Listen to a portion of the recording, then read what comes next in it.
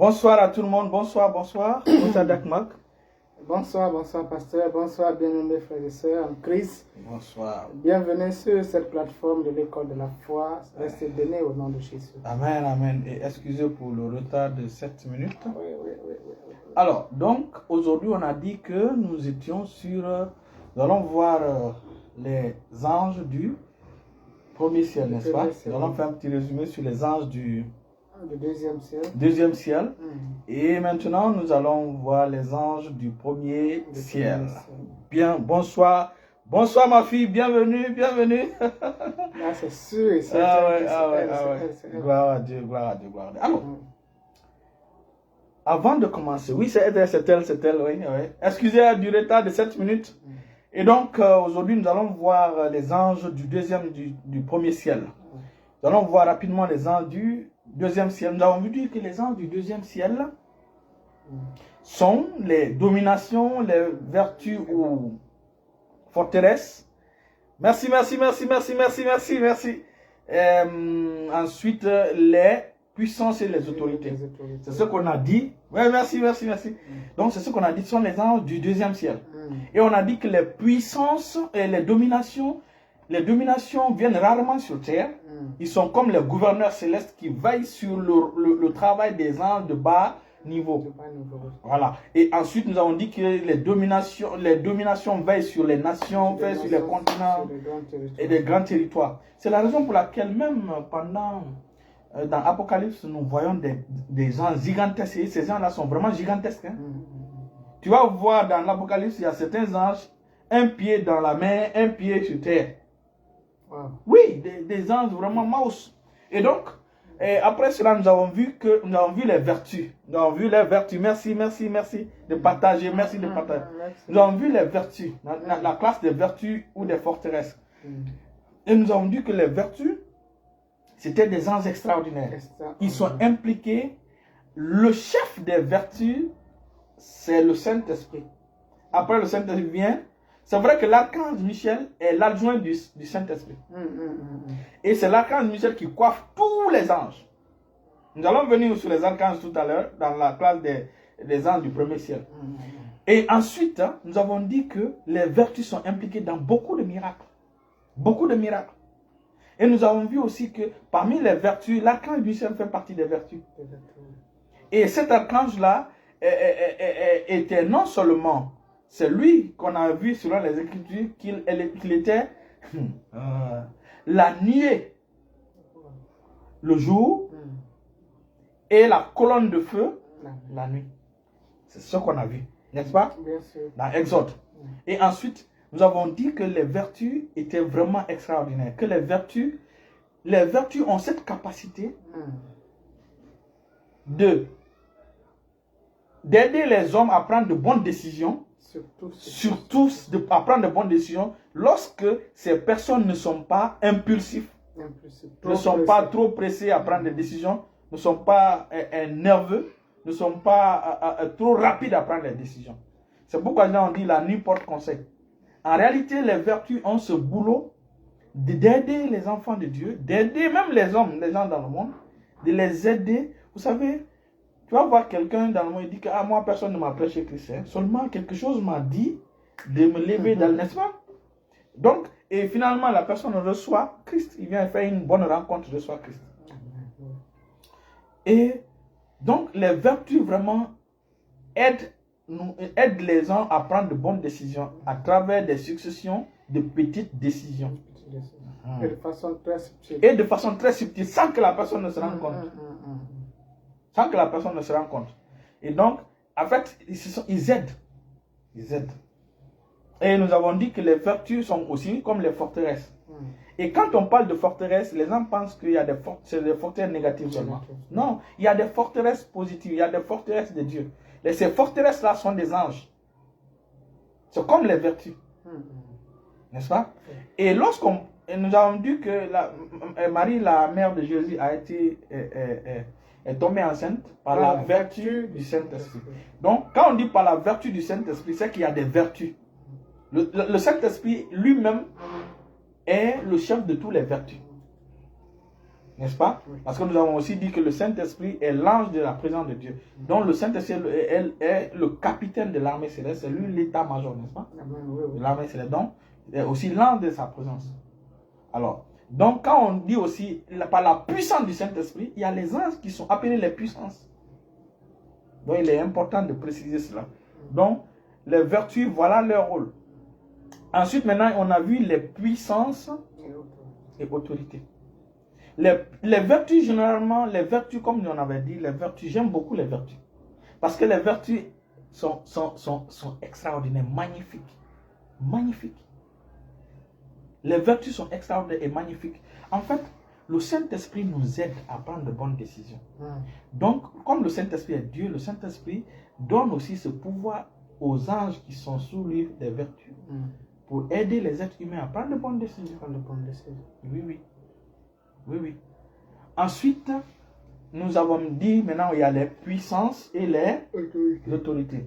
Nous avons vu que dans les puissances et les autorités, eux, ils règnent sur les territoires, ils règnent sur les territoires donnés, sur des zones données. On peut donner, par exemple, à une puissance de gérer seulement la Suisse. Ou encore à une région de la Suisse, ou à un canton de la Suisse.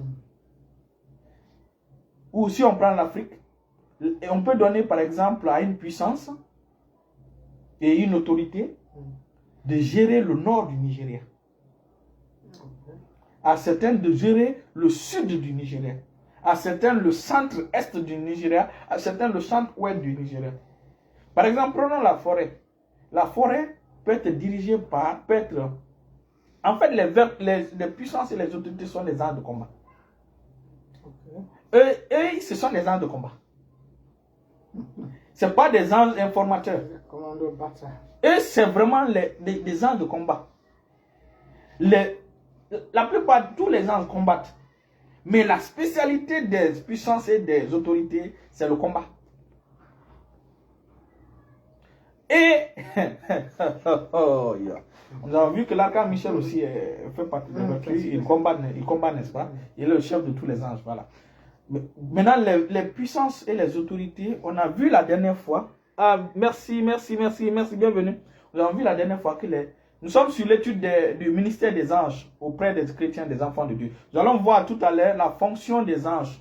Nous allons voir les 7 et plus d'autres fonctions que les anges utilisent, que les anges exercent auprès des enfants de Dieu. Il est important de préciser qu'on n'adore pas les anges. C'est interdit de prier les anges, c'est interdit d'adorer les anges. Dieu est contre cela. Parce que les anges sont des êtres qui sont sous nous. C'est à Dieu seulement nous devons adorer, c'est Dieu seulement nous devons adorer, c'est Dieu seulement nous devons invoquer. Mais les anges, on les donne des instructions parce qu'ils sont à notre service. Amen. Mais je vais revenir là-dessus tout à l'heure. Donc on revient maintenant sur les puissances et les autorités. Donc les puissances et les autorités sont plus sur terre. Ils sont au 3e ciel, ils sont au 2e ciel, mais ils influencent sur la terre. Ce sont eux qui détiennent l'histoire de l'humanité. Parce qu'ils sont là depuis la création. En fait, les anges ont été créés avant même que la terre ne soit créée. Parce que quand tu lis dans Somme et dans Job chapitre 38, tout le chapitre, tu vas voir que pendant que Dieu mettait le fondement de la terre, les anges étaient là en train d'applaudir. Les anges étaient là en train donc les anges sont plus anciens que la terre. Donc ils détiennent l'histoire de la terre. Ils connaissent l'histoire de la terre. Et donc, ils connaissent l'histoire, ils connaissent ce qui concerne la terre. Maintenant, comme j'ai dit, ce sont des anges de combat, ce sont des anges qui sont prêts à se battre. Ils sont prêts à recevoir l'ordre de Dieu et à intervenir. Une puissance peut intervenir pour un seul enfant de Dieu. Et les puissances vraiment, ils sont vraiment puissants. Nous allons lire, pour cela nous allons lire 2 Pierre chapitre 2, le verset 11. 2 Pierre chapitre 2, le verset 11. Bienvenue ma fille Florence, ça va, merci. Mais bienvenue frère Zauro. Promo, merci. Restez bénis au nom puissant de Jésus. Amen. Alors 2 Pierre chapitre Aujourd'hui, nous sommes sur l'armée céleste, les anges de l'armée céleste et leurs fonctions auprès des hommes. Nous allons citer tout à l'heure 7 fonctions des anges, mais nous allons citer plus. Le ministère des anges, c'est-à-dire la fonction, le travail que les anges doivent faire auprès des enfants de Dieu, auprès de ceux qui croient en Christ. Alléluia. Amen. 2 Pierre chapitre 2, verset 11. Verset 11, je lis dans le nom de Jésus. Amen. Tandis que les anges supérieurs en force, et en puissance ne portent pas contre bon, des bon. jugements injurieux. Donc tu vois, il y a des anges, ils sont supérieurs en force et en puissance. Voilà. Spécifiquement, Michel fait partie de ces anges-là. Très fort. Donc, mais nous sommes au niveau des puissances et autorités. Donc, les puissances et autorités sont vraiment forts. C'est pourquoi tu vas voir seulement une seule puissance ou une seule puissance autorité. Lui seul, il veille sur tout un pays. Il veille sur toute une zone. Lui seul. Tout ce qui rentre dans... Ce qui ne doit pas rentrer dans cette zone, ça ne rentrera pas. Alléluia. Amen. Mais comme j'ai dit, dans l'Ancien Testament, c'est Israël seulement où vraiment les anges de Dieu veillaient. Parce que la terre était vendue à Satan. Maintenant, partout où l'évangile va, la bonne nouvelle va, le royaume va, parce que les anges là sont là pour le royaume. Partout où l'évangile part, partout où l'évangile est, ces anges là sont là. Et rappelez-vous, lorsqu'on parle de la parole de Dieu, les anges sont là pour écouter, parce que les anges aussi aiment entendre la parole de Dieu, ils aiment écouter la parole de Dieu. Lisons 1 Pierre chapitre 1, le verset 10 à 12, surtout le verset 12. Je lis dans le nom de Jésus, le verset 12. Amen. Il leur fut révélé que ce n'était pas pour eux-mêmes, mais pour vous, qu'ils étaient les dispensateurs de ces choses, que vous ont annoncé maintenant ceux qui ont prêché l'évangile par le Saint-Esprit, envoyé du ciel, et dans lesquels les anges désirent plonger le regard. Donc les anges désirent connaître ces choses que nous enseignons. C'est pourquoi lorsque les enfants de Dieu sont réunis pour écouter l'enseignement, les anges de Dieu sont là pour écouter. Amen. Et comme j'ai dit, pourquoi les gens ratent leurs anges? Les gens ratent les anges, ils ne distinguent pas les anges. C'est parce que dans leur tête, ils pensent que tous les anges ont les ailes. Ils pensent que tous les anges ont les ailes. Nous allons revenir sur toutes ces choses en détail tout à l'heure. Nous allons revenir sur ces choses. Donc, il est important de comprendre, tous les anges n'ont pas des ailes. Les anges sont comme vous et moi. Hein? Quand Dieu, parlons de ça, quand Dieu est venu avec 2 anges voir Abraham, avant d'aller de Dieu Sodome et Gomorrhe, les anges avaient des ailes? Non. Les anges n'avaient pas d'ailes.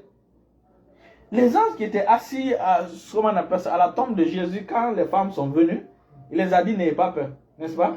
Celui que vous cherchez parmi les morts, il n'est pas là, il est vivant. Il dit, ne cherchez pas le vivant parmi celui qui est vivant parmi les morts. Ces 2 anges-là étaient comme des personnes. Ils n'avaient pas d'ailes.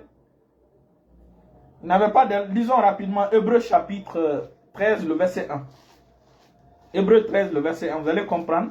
Donc, parce que nous allons venir tout à l'heure sur les anges du premier ciel. On a déjà parlé des anges du 3e ciel, les anges du 2e ciel, les anges du premier ciel. Les anges il y a 3 cieux.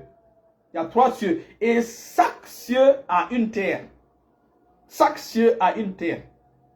Alors, il est important de comprendre. Parce que quand on sera au paradis, il y aura une terre. Tu vas marcher sur un sol. Ceux qui sont partis au paradis, n'est-ce pas? Ils ont marché sur un sol. Le sol est doré. Voilà. Donc, il est important de comprendre ça. Donc, au 3e ciel, il y a d'abord les séraphins, les chérubins et les trônes.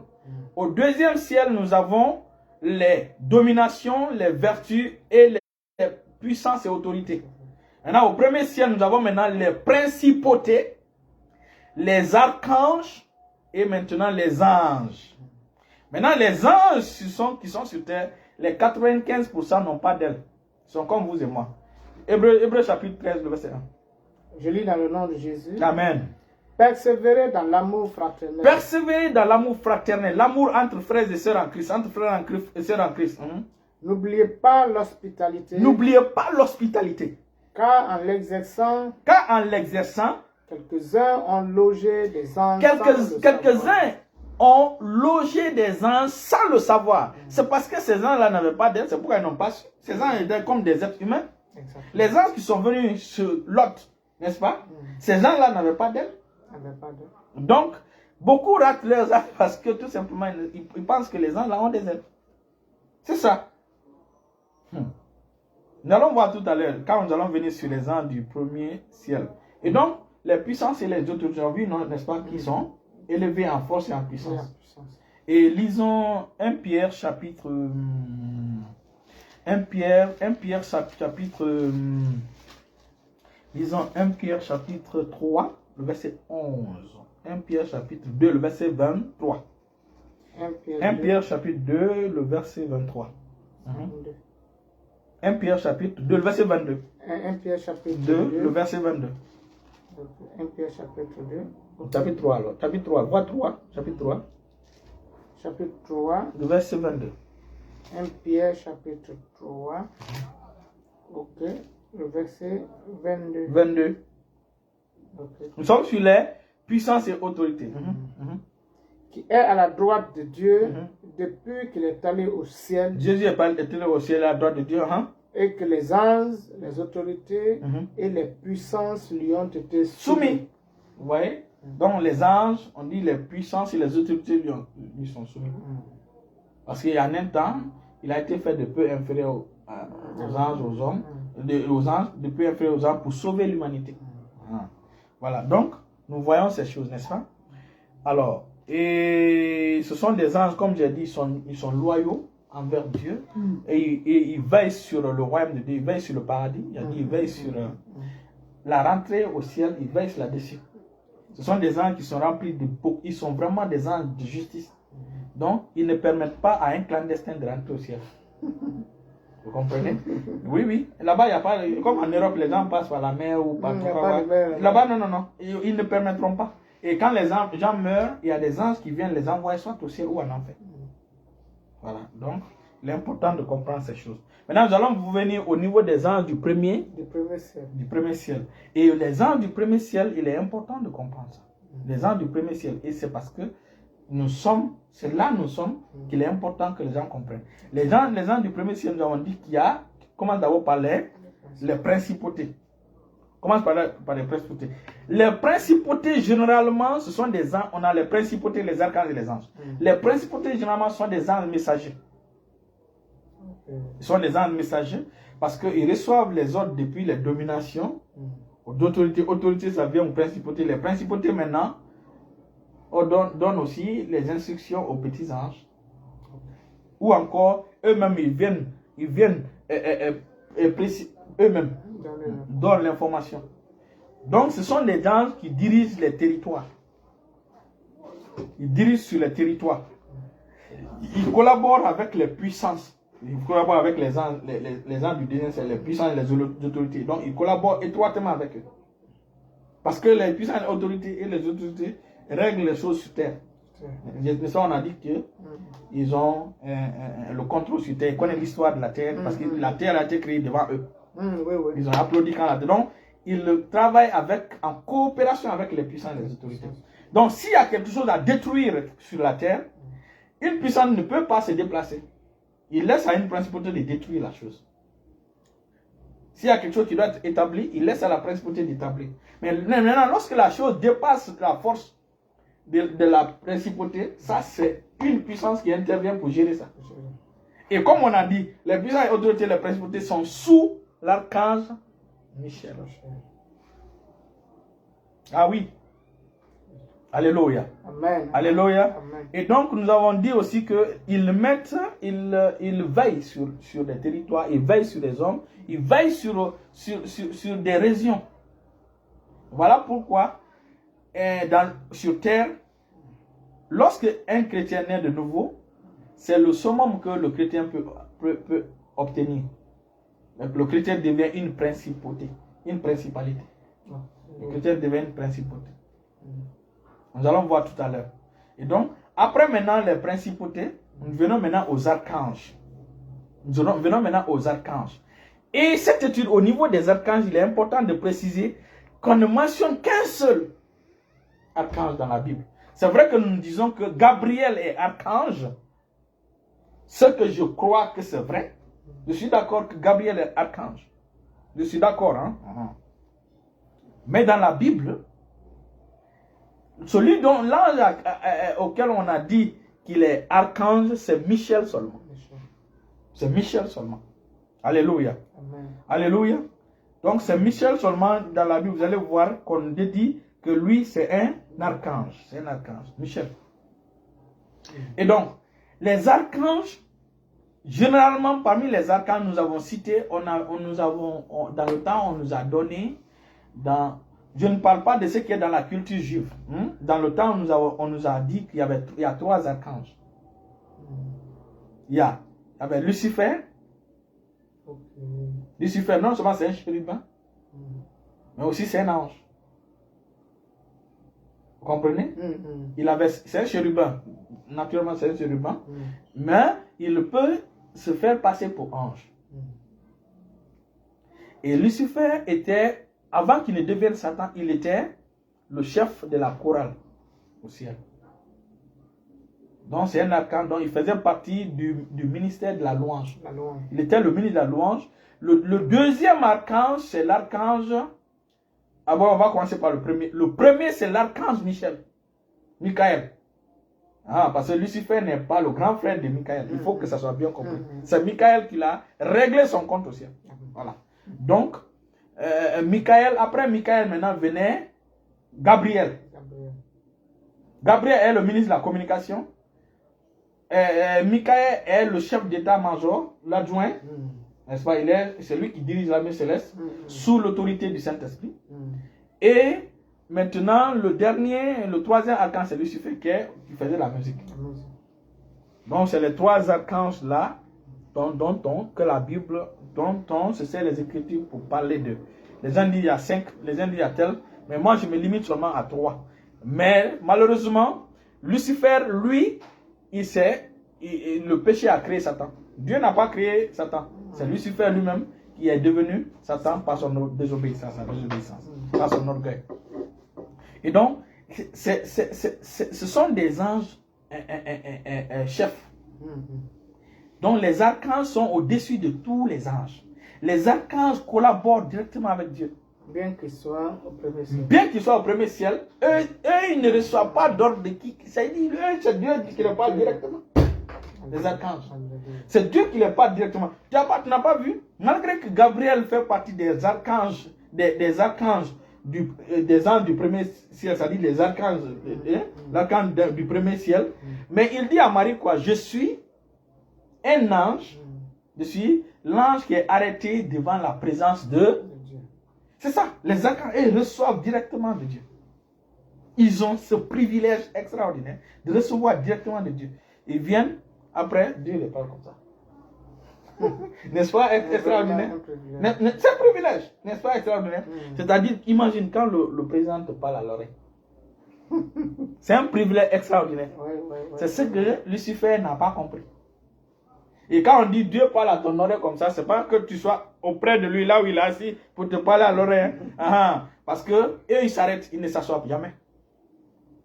Aucun archange ne s'assoit. Aucun ange d'ailleurs ne s'assoit devant la présence de Dieu. Aucun ange. Et c'est le symbole même dans l'Ancien Testament, au sein des saints. Aucun sacrificateur ne s'asseyait. Aucun sacrificateur ne s'asseyait. La seule fois qu'un sacrificateur s'est assis, c'est Christ. Lorsqu'il a réglé le problème de péché, il s'est assis à la droite de Dieu.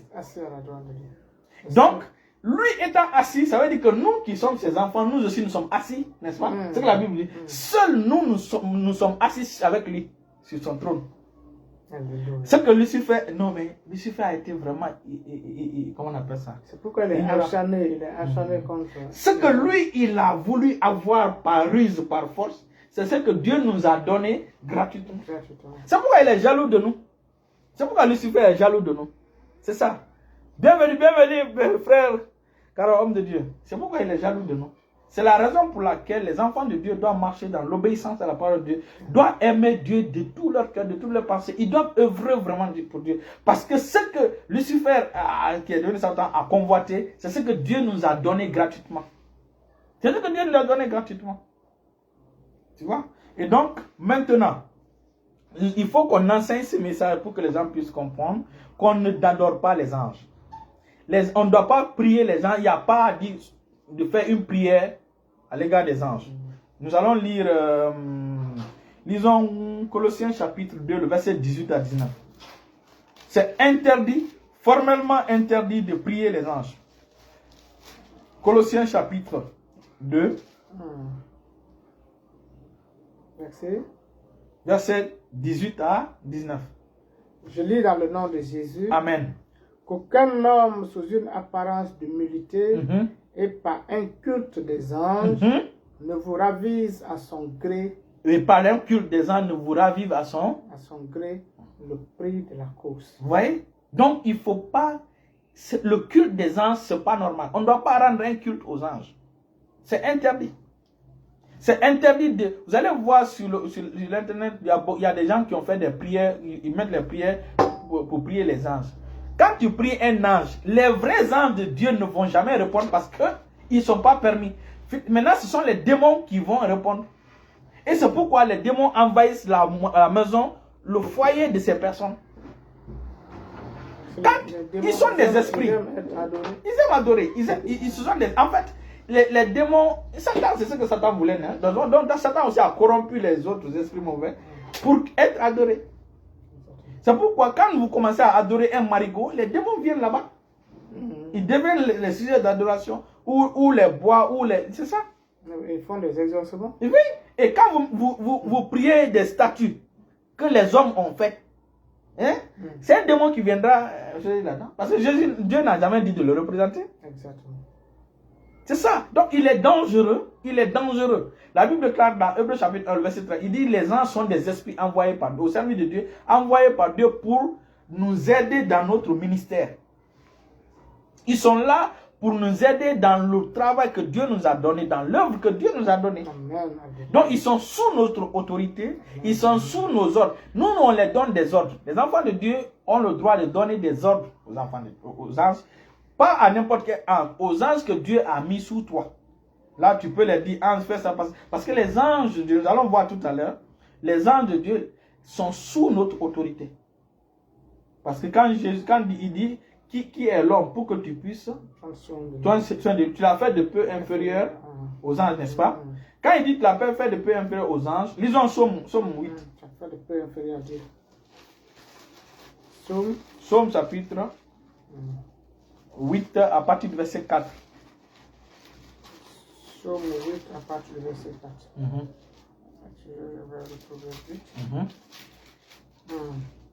Somme chapitre 8 à partir du verset 4, 5, 6, 7. Je lis dans le nom de Jésus. Amen. Quand je contemple les cieux, ouvrage de tes mains, la lune et les étoiles que tu as créées, qu'est-ce que l'homme pour que tu te souviennes de lui, et le Fils de l'homme pour que tu prennes garde à lui. Tu l'as fait de peu inférieur à Dieu. Tu l'as fait de peu inférieur à Dieu et tu l'as couronné de gloire et de magnificence. Continue. Tu vas voir maintenant. Tu as donné la domination sur les œuvres de tes mains.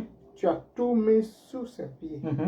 Les brebis comme les bœufs et les animaux des champs, les oiseaux du ciel et les poissons de la mer, tous ceux qui parcourent les sentiers des mers. Éternel notre Seigneur, que ton nom est magnifique sur toute la terre. Ok. Maintenant, le verset qui dit, à Hébreux chapitre 1, il dit, tu l'as fait de peu inférieur aux anges, n'est-ce pas? Tu as fait de peu inférieur aux anges, n'est-ce pas? Ce verset-là ne dit pas que il veut parler tout simplement que nous sommes sur terre. Les anges sont au ciel. Mais dans l'autorité, nous sommes au-dessus d'eux. Si nous fonctionnons sur terre, cela ne veut pas dire que les anges qui sont au ciel sont au-dessus de nous. C'est ce que le verset là veut dire. Maintenant, lorsque nous avons dit, il dit, tu as mis toutes les œuvres de tes mains sous ses pieds. Sous les pieds de qui? De l'homme. De l'homme, n'est-ce pas? Et les anges ne sont pas les œuvres de Dieu. Bien sûr. Donc les anges, comme Dieu les a créés, eux aussi sont sous. Lisons Somme 8. Somme 8, le verset. On reprend Somme 8. On reprend Somme 8. Ok.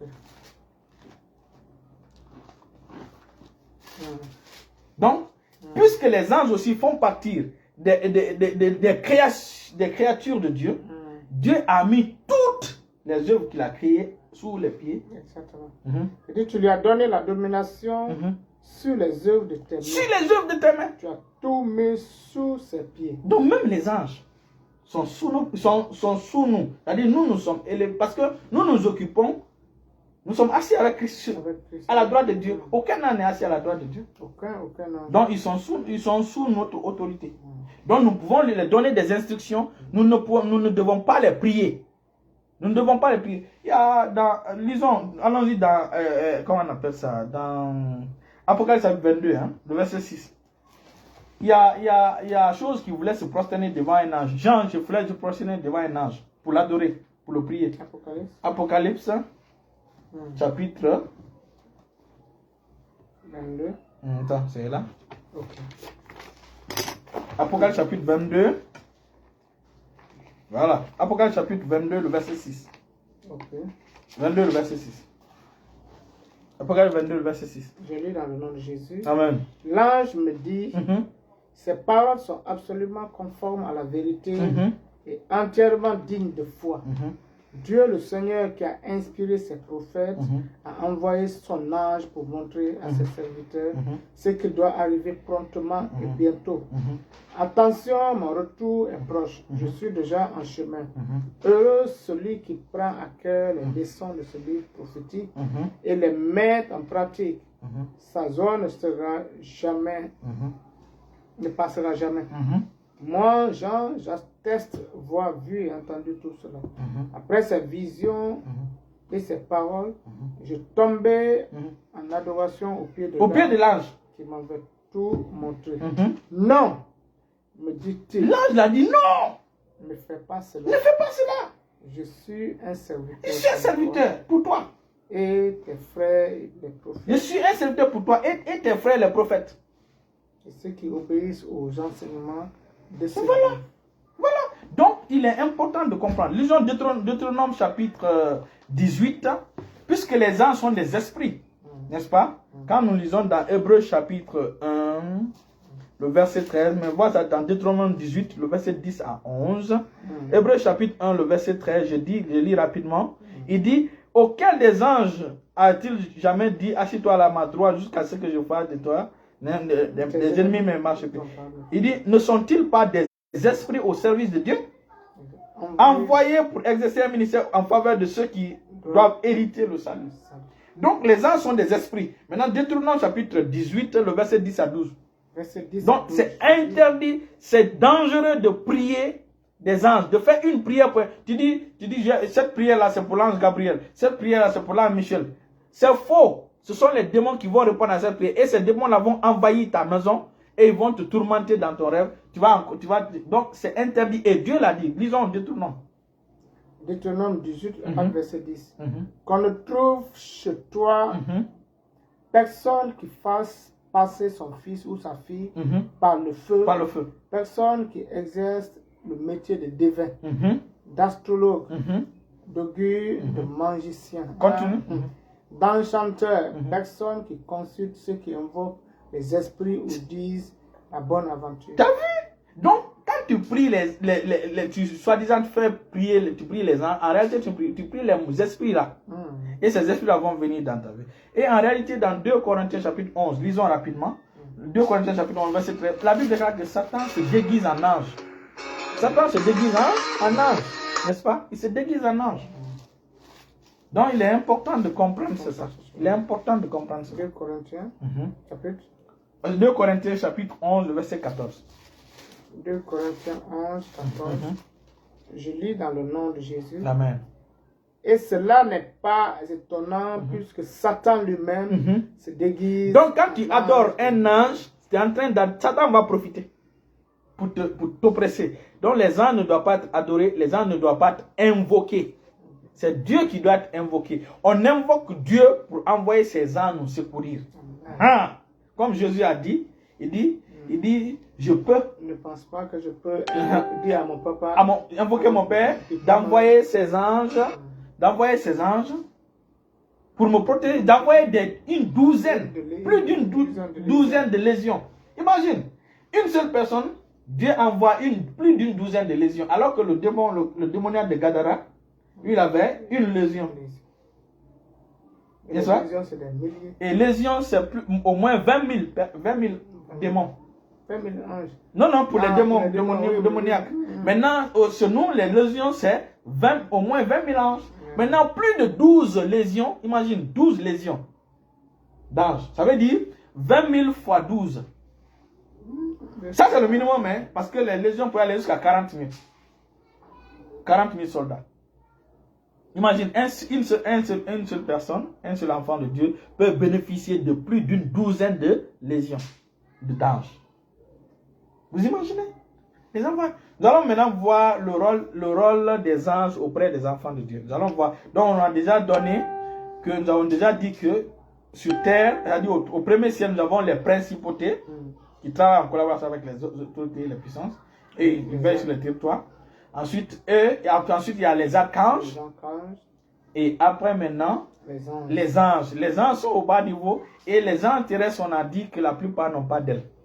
Donc c'est pourquoi, la prochaine fois, quand un ange va intervenir pour toi, tu vas comprendre. Et généralement, les anges sont souvent étrangers.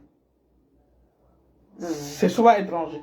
Ce sont des étrangers. Un ange, si tu ne comprends pas le discernement, tu ne peux pas suivre que tu n'as jamais vu. C'est ce que l'ange prend. C'est ce que l'ange prend.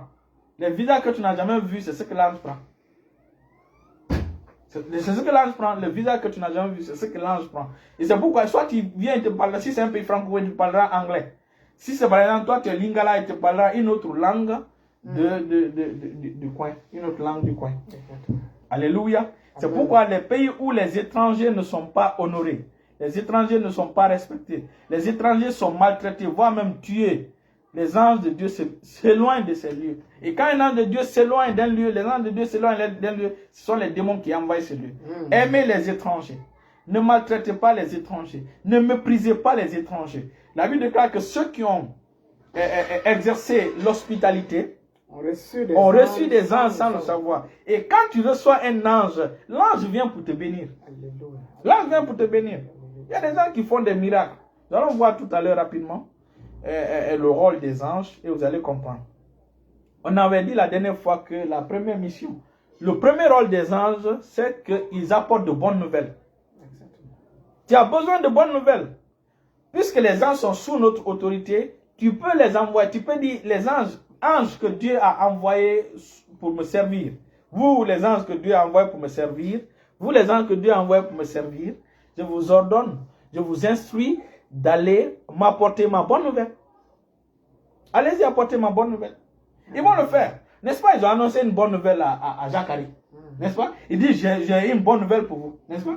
Ils ont annoncé même au Brésil pour la naissance de Jésus. Aujourd'hui, dans la ville, il y a une bonne nouvelle. Nous avons une bonne nouvelle. Aujourd'hui, dans la ville de David, c'est un grand sujet de n'est-ce pas? Les gens sont des porteurs de bonnes nouvelles. Les gens n'apportent pas de mauvaises nouvelles. Si des mauvaises nouvelles veulent vous parvenir, les gens peuvent les bloquer, les convertir en bonnes nouvelles pour vous. C'est ça. Imagine, par exemple, Hérode voulait tuer l'enfant Jésus, n'est-ce pas?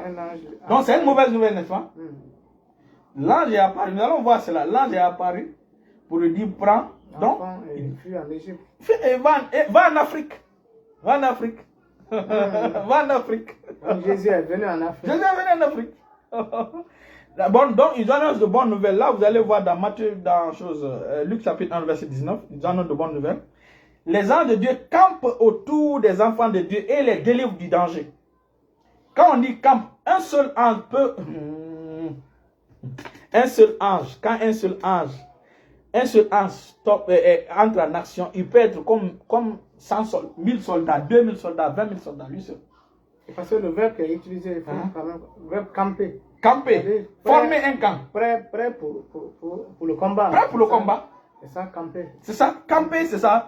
Il est là, il est comme un camp, prêt pour le combat. Et en réalité, ces anges-là font une ronde autour de nous. Le camp est toujours, il y a toujours une clôture. Donc ils font cette ronde-là, la ronde-là, autour de nous. Et ensuite, qu'est-ce qu'ils font? Lorsque tu marches, c'est comme les gardes-corps, quoi. Donc, toi, tu es au centre, eux, ils sont tout autour de toi. Quand tu marches, ils avancent aussi. Quand tu reviens, ils avancent aussi. Donc, quand un accident veut venir vers toi, il se transforme en nuée pour bloquer l'accident, pour arrêter l'accident. Quand les flèches enflammées de l'ennemi veulent venir, ils font le bouclier. Quand on tire des armes, on tire à balles réelles sur toi, les armes là, c'est... La Bible, aucune arme forgée contre toi, aucune arme forgée pour te faire du mal sera sans effet. Il dit toute arme forgée. Toute arme, toute arme forgée pour te faire du mal sera sans effet. Parce que Dieu sait que ses anges campent autour de toi. Ils campent autour de toi. Les gens pensent que c'est Dieu qui descend pour te protéger. Dieu, il suffit vraiment de donner l'ordre. Prenons par exemple Daniel. Dans la fosse au lion, c'est Dieu qui est venu le protéger. Dieu qui est venu fermer la bouche de lui. Non, c'est un ange. Et là-bas, il y a un mystère qu'on va décoder tout à l'heure. Il y a un mystère là-bas qu'on va décoder tout à l'heure. On va décoder tout à l'heure. Alors, allons-y décoder. Daniel chapitre 6. Ça fait partie des fonctions des anges, le verset 18 à 22. Maintenant, on rentre maintenant dans l'intéressant. Suivez. 6, 18 à 22. 6, 18 à 22. Allons-y. Je lis dans le nom de Jésus. Amen. Le roi se rendit ensuite dans son palais. Il passa la nuit à jeun. Imagine, ils ont formé un coup contre Daniel et c'était l'ordre du roi. Le roi, en fait, c'était un complot. Le roi est tombé là-dedans sans le savoir. Et même ça, le roi n'a pas dormi. Donc, ceux qui sont contre toi vont manquer le sommeil au nom de Jésus. Amen. Tous ceux qui émigreront contre toi, ils n'auront pas le sommeil au nom de Jésus. Il ne fit point venir de concubine auprès de lui. Il ne put se livrer. Il a perdu l'appétit. Le roi se leva au point du jour avec l'aurore et alla précipitamment à la fosse. Il alla, il dit, Daniel. En s'approchant de la fosse, il appela Daniel d'une voix triste. Le roi prit la parole et dit à Daniel, Daniel, serviteur du Dieu vivant. Il dit, Daniel, serviteur du Dieu vivant. Ton Dieu que tu sers avec persévérance. Le Dieu que tu sers avec persévérance. A-t-il pu te délivrer des lions? Maintenant, suivez la réponse de Daniel. Suivez la réponse de Daniel. Et Daniel dit au roi, roi, vis éternellement.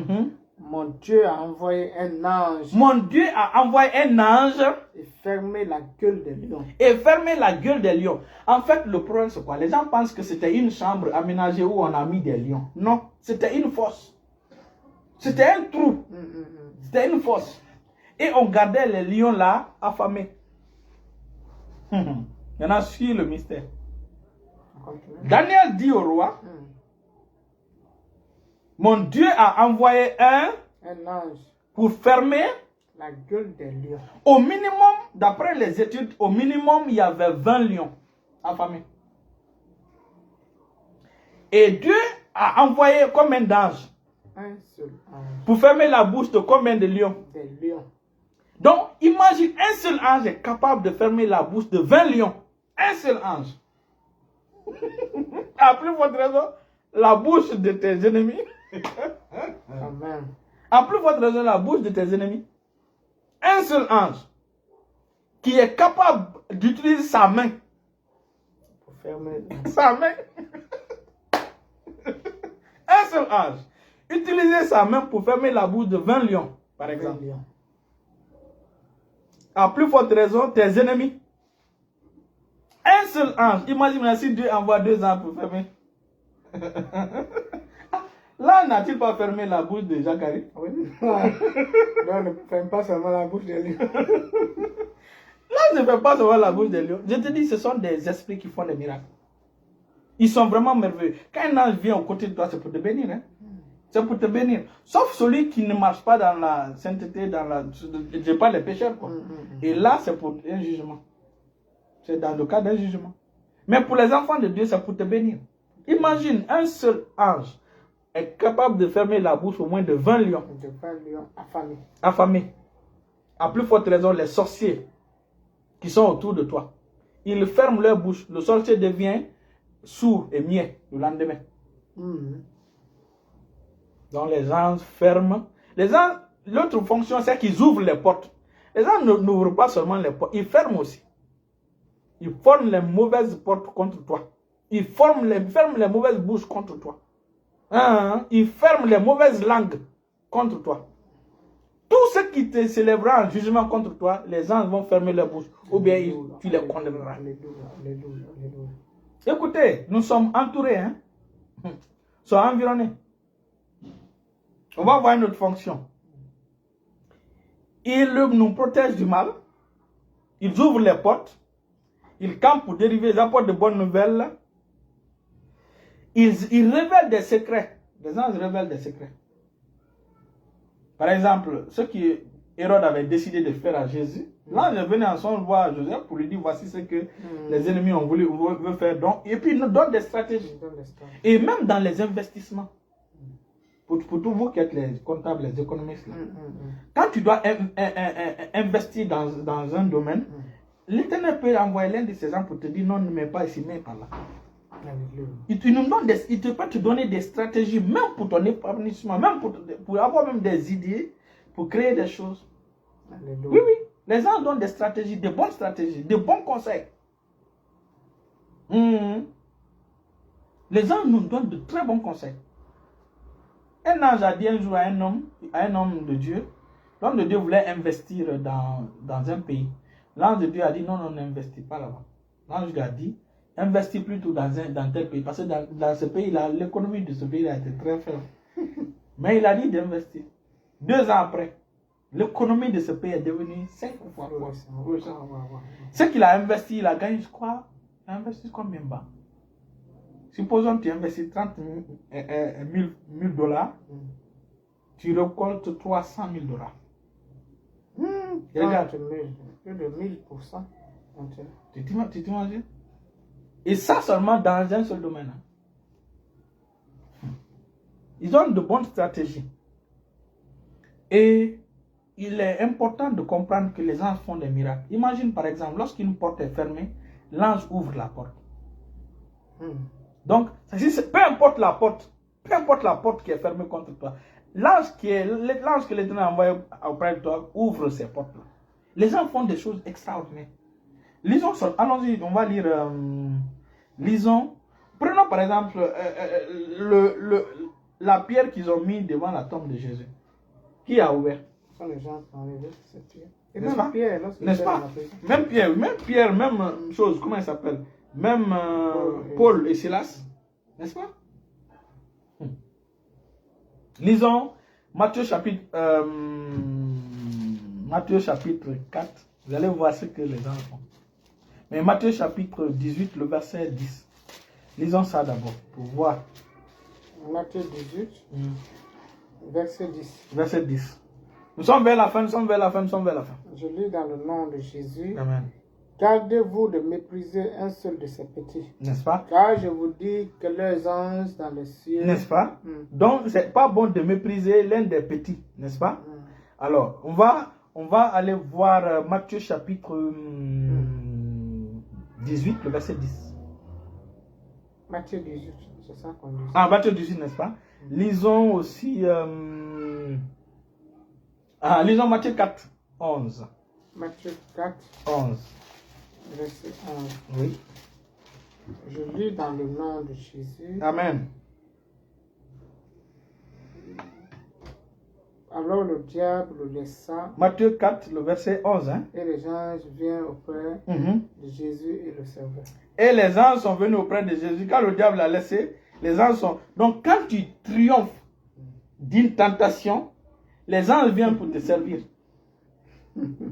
Toute tentation. Je vous aime. Merci, Etienne. Merci beaucoup. Merci, Marie. Merci beaucoup. Je vous aime. Merci. Nous t'aimons aussi. Vraiment, nous t'aimons aussi. Beaucoup. Merci, c'est gentil. Donc, imagine, si un enfant de Dieu réussit à passer une tentation, dès que Satan le quitte, les anges de Dieu viennent pour le servir. Et parmi les services que les anges de Dieu sont venus faire, tu penses que quoi? Il y avait le repas là-dedans. Qu'est-ce que Jésus avait fait? Et je vous dis, les anges sont les meilleurs cuisiniers. Les meilleurs cuisiniers. Hein? Tu n'as pas vu les anges préparer? Les anges sont préparés, donner aux gens. Mais les anges viennent préparer. Les gens sont des cuisiniers. Qui a préparé le gâteau pour donner à Élie? Bien sûr, hein? bien sûr. Il a préparé le premier gâteau d'abord. Maintenant, le second gâteau, quand Élie a mangé ce gâteau, il a eu une force surnaturelle. Il a marché pendant combien de minutes? Il a marché 40 jours. Les gens ne comprennent pas cela. Les gens pensent qu'il a marché 40 jours, il s'est reposé chaque nuit. Non. Quand Élie a mangé ce repas, il a marché 40 jours, 40 nuits, sans se reposer, sans manger, sans boire. Wow. Il marchait la journée, il marchait la nuit, sans se fatiguer. C'est-à-dire, il ne faisait que marcher. La nourriture était douce. Je te dis. C'est pourquoi ça m'étonne quand quelqu'un, je ne parle pas des gens du monde. Je ne parle pas des gens du monde. Hein. Mais un enfant de Dieu qui mange la nourriture dans les rêves et puis il se lève avec une mauvaise conscience, il a peur, ça me fait rire. Ça me fait rire. Hein? Dans la Bible de Genèse jusqu'à Apocalypse, où tu as vu les démons donner à manger à quelqu'un. Non, les gens pensent que Satan est bon, tellement bon qu'il va te donner à manger. Satan est bon qu'il va te donner à manger. Hein? Il y a cette mauvaise pensée dire que quand quelqu'un mange la viande, c'est même peut-être que c'est de la chair humaine qu'il mange. Ce sont les sorciers qui veulent l'initier. Moi, j'ai tellement mangé en rêve. Un jour, j'ai mangé. Merci. On se souvient, avant, je ne sais pas, vers la fin d'année, on avait rêvé qu'on mangeait beaucoup de viande. Et c'est arrivé, on a mangé une semaine et quelques. 10 jours, on mangeait la viande. Oui. On mangeait. On ne faisait que manger la viande. Là où la Bible déclare que, il dit, même si on vous donne des breuvages mortels, ça ne vous fera aucun mal. Ok. Que ça soit maintenant breuvage dans le sommeil, dans le rêve, non rêve, on dit que ça ne te fera aucun mal. Que ce soit manger en rêve, hors rêve, ça ne te fera aucun mal. Mais tu te réveilles avec cette mauvaise conscience-là, pour dire, ah, j'ai mangé la nuit, on m'a donné quelque chose à manger. On te dit, rien ne pourra te nuire. Hein? Oh, rien. On te dit rien. C'est le tout, il dit, je te donne le pouvoir de marcher sur les serpents, scorpions et sur toute la puissance de l'ennemi, toute l'autorité, toute la force de l'ennemi. Et rien ne pourra te nuire. En rêve, rien ne pourra te nuire. Rien, c'est rien. C'est Satan qui dresse une table devant les gens. Hein? On dit, l'Éternel est mon berger, je ne manque de rien, je ne manquerai de rien. L'Éternel lui-même dresse une table devant, en présence de mes adversaires. Et il oint ma tête d'huile. Hein? Le repas, il dit c'est l'Éternel qui dresse une table. En rêve, l'Éternel te dresse une table et tu te réveilles avec la mauvaise conscience. Tu sais, il y a ton frère, Sébastien. Peut-être tu ne connais pas son histoire. Là. Un jour, Sébastien il mangeait, il a rêvé, en ce temps vous étiez à l'Oasis. Il a rêvé vers les 3h, 4h du matin, il était en train de manger la viande. Il s'est réveillé à 4h du matin.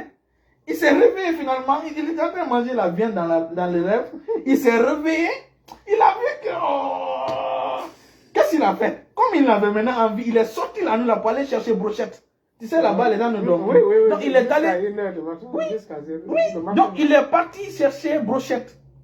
Demande-le. Il est parti et il a trouvé la viande. Il l'a acheté, il l'a mangé. Pour étancher sa soif de manger. Et il a dormi. Il ne vit pas jusqu'aujourd'hui. Ça s'est passé depuis 2017. J'ai un jeune frère aussi, qui est celui qui est au Maroc. Avant, quand il réveille, il mange la viande. Quand tu le réveilles, il commence à pleurer. Il dit, pourquoi tu m'as réveillé? Je dis, mais pourquoi tu m'as réveillé? J'étais en train de pleurer, tu m'as réveillé. Non, les gens, ça dit que Satan a traumatisé tellement les gens. Les messages mauvais là ont traumatisé les gens. Hein? C'est pas moi qui décide de manger viande dans les rêves. Maintenant, moi, je fais un rêve, je suis en train de manger. Je mange bien, je me lève, je cherche bien, je mange bien. Et quand tu te lèves, tu remercies Dieu pour cette nourriture. Pour cette nourriture. Hein? Il y a un homme de Dieu que je connais, il y a un homme de Dieu que je connais. L'homme de Dieu avait jeûné pendant plusieurs temps. Finalement, il avait faim et il n'avait pas les moyens. Il s'est couché en rêve, il a mangé la viande, il a bien mangé. Et quand il s'est réveillé le matin, son ventre était plein, il était vraiment rassasié, très bien rassasié. Hein? Oh, Non. Le problème, c'est que les gens donnent trop de pouvoir à Satan. Ah, trop de pouvoir à Satan. Oui. Je vais vous dire aujourd'hui, gardez ça. Je suis le pasteur qui mange la viande en rêve plus que tous les autres. Parce que moi, un jour, j'ai rêvé, j'étais à Kolea Domino. Kolea Domino, c'est dans Conakry. J'ai rêvé, non seulement j'ai mangé le haricot, mais dans le haricot, il y avait le poulet. Et il y avait la viande. C'était la première fois de manger poulet et viande dans rêve. La première fois. Je te dis. Viande de poulet Et viande de... Ah oui. C'est vrai. Donc on a mangé la viande de poulet et la viande. On rit pour quelque chose. Pour moi, le poulet n'est pas la même. Oh, ça me fait rire. Hey, moi, très tôt, j'ai réglé le problème avec Lydia. Très tôt. Très tôt. Donc, passons vite. Donc, ce sont des bons cuisiniers. Ce sont de très bons cuisiniers. Et lisons, on va terminer rapide. Lisons Matthieu 28, le verset 2. Matthieu 28, le verset 2. Je lis dans le nom de Jésus. Les anges moissonnent. Les anges ferment la bouche des ennemis. Ils apparaissent en songe. Et voici, il y eut un grand tremblement de terre, quand un ange du Seigneur descendu du ciel, vint rouler la pierre et s'assit dessus. L'ange de l'Éternel va rouler la pierre qui te bloquait et s'asseoir sur ce problème au nom de Jésus. Amen. Le problème qui était sur toi, qui s'asseyait sur toi, ce problème-là sera renversé et ton ange va s'asseoir sur ce problème au nom de Jésus. Amen. Et ce problème ne va plus se lever pour te poursuivre au nom de Jésus. Amen. Les anges, c'est ça. Les anges s'asseyent sur vos problèmes. Imagine, la pierre là, ils ont mis ça pour empêcher, n'est-ce pas? L'ange, lui, il est venu, il a roulé la pierre et il s'est assis sur cette pierre. La même pierre qu'on a utilisée pour te bloquer, cette même pierre sera utilisée pour ton avancement au nom de Jésus. Amen. Pour ton épanouissement au nom de Jésus. Amen. Pour ton élévation au nom puissant de Jésus. Amen. Au nom puissant de Jésus. Amen. Et donc, je pense que la semaine prochaine, nous allons donner vraiment en détail maintenant le rôle des anges. Nous allons donner plus de 30 rôles des anges. Il faut savoir que l'ange de Dieu, tous ceux qui sont en alliance avec Dieu, l'ange de l'Éternel est à leur service. Quand tu remarques, Agar a crié, pleuré. Dieu n'a pas écouté sa voix. Mais lorsque Ismaël a crié, l'ange de l'Éternel a répondu. Pourquoi? Parce que Ismaël était lié à Abraham. Pendant que sa maman, Agar, n'est-ce pas, j'ai dit Agar. Ismaël, quand Agar a crié, l'ange n'a pas répondu. Personne n'a aucune réponse. Mais lorsque, par rapport à l'eau, Oui, dans le désert. Dans le désert. Mais lorsque, comment on appelle ça? Ismaël a crié, a pleuré. L'Éternel a entendu, l'ange de l'Éternel est intervenu parce qu'il est en connexion avec Abraham. Et toi, en Galates chapitre 3, le verset 13 à 14, la Bible déclare que Christ nous a rachetés de la malédiction de la loi, étant devenu malédiction pour nous. Car il est écrit, maudit est quiconque est pendu sur le bois, afin que la bénédiction d'Abraham vienne aux non-juifs et que nous recevons par la foi l'Esprit qui a été promis. Donc la bénédiction d'Abraham est pour nous. Donc nous sommes en connexion avec Abraham. C'est pourquoi l'ange de Dieu, quand il lève la voix, l'ange de l'Éternel intervient. Amen. Alléluia. Donc nous allons terminer par cela. Restez bénis au nom puissant de Jésus. Restez bénis au nom puissant de Jésus. Amen.